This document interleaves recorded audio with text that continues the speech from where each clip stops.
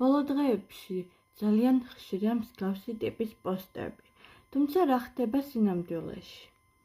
სინამდვილეში ხდება ის, რომ ვისაც რეალურად და კანონით აქვს უფლება იყოს საქართველოში საუბარი მოგცოცხლ ქვეყნის მოქალაქეებზე, ისინიც ვერ ახერხებენ საქართველოში შემოსვლას და ყოფნას მესაზღვრის მიკერძოებული გადაწყვეტილების გამო. თუ მესაზღვრეს გარეგნულად რომელიმე პიროვნება არ მოეწონება, მას აქვს უფლება ყოველგვარი ჩხრეკის, შემოწმების და ასე შემდეგ ყველაფრის გარეშე უბრალოდ არ შემოუშვას პიროვნება. მიუხედავად იმისა, ამ პიროვნებას ექნება თუ არა ბინადრობა, ეყოლება თუ არა აქ ოჯახი, ეყოლება თუ არა აქ ცოლ-შვილი. და მაგალითი იმისა, თუ რა ხდება ამის შემდეგ, როდესაც სახლში ვერ მიდის მამა, მე საუბარი მაქვს იმ უცხოელებზე, რომლებსაც საქართველოში ყავთ ცოლ-შვილი და ბავშვები განსაკუთრებით ვისაც ყავს. აი, რა ხდება ამის შემდეგ.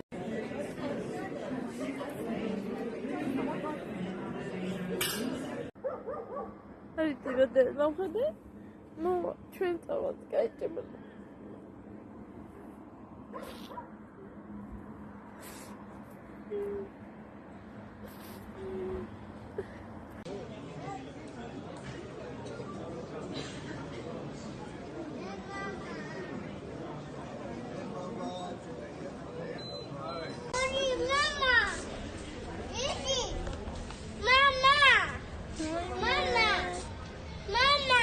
უთხარი დედა, მამა, მოდი, სადა ხარ? უთხარი დე. ოდი, მამა, რიხეთები. მე ასეთ ანგელოს რო ალოდინებენ. პატარა ბავშვები დგანან, ტირიან და ელოდებიან საკუთარ მამებს, როდის დაბრუნდებიან სახლში და ისინი ვერ ბრუნდებიან. მხოლოდ იმიტომ, რომ ვიღაც მესაზღვრემ მიკერძოებულად მიიღო გადაწყვეტილება პიროვნების შემოშვება არ შემოშვების საკითხზე.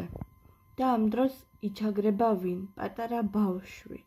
და როდესაც საზოგადოების დიდი ნაწილი იგებს ამას, არის ნეგატიური რეაქციები.